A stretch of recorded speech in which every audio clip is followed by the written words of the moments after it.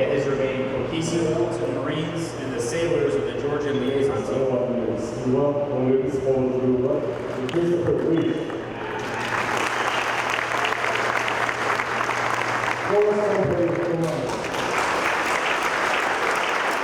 დასრულდა დროშის გადაბარების ცერემონიალი 53 ბატალიონმა ოფიციალურად უკვე ოპერაციის რაიონი გადააბარა 22 ბატალიონს.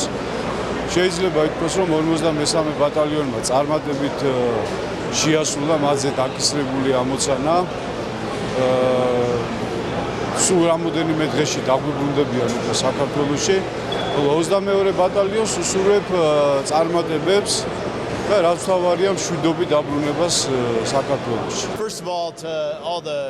უბრალოდ ყოველისა მინდა ქართველი ხალხის მიმართ კიდევ ერთხელ გამოუხატო სამძიმარი პირველი კლასის რიგით ყურძანიშვილის დაღუპვის გამო.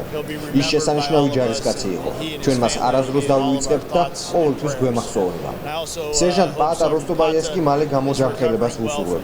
მე ბაგრამის საავიაციო ბაზის მეთაური და ავღანეთში დისლოცირებული ამერიკული სამხედრო ძალების მეთაურის მოადგილე გახლავართ.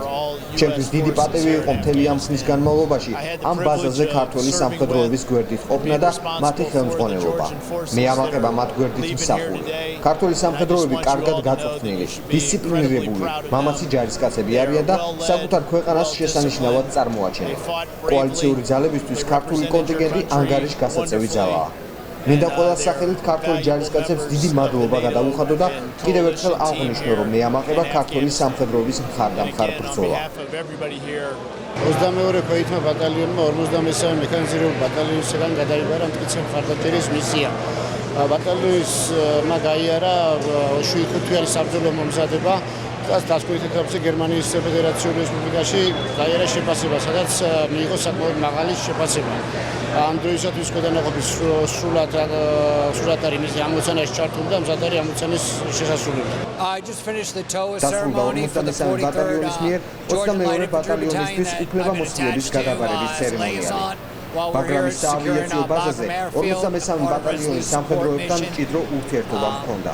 ჩვენ ერთობლივი ძალებით ბაზის უსაფრთხოებაზე ვზრუნავდით. 6 თვის განმავლობაში ძალიან კარგ გუნდად ჩამოვყალიბდით. მტკიცე მხარდაჭერის მისიას 53 ბატალიონი ასრულებდა საბრძოლო დროშის ქვეშ, რომლის გადაბარებაც მოხდა დღეს და 22 ბატალიონი ანალოგიურად წარმატებებით შეასრულებს დაკისრებული მტკიცე მხარდაჭერის მისიას. უსურვებთ წარმატებებს, ჯანმრთელობას და მშვიდობით დაბრუნებას საკუთარ ქვეყანაში.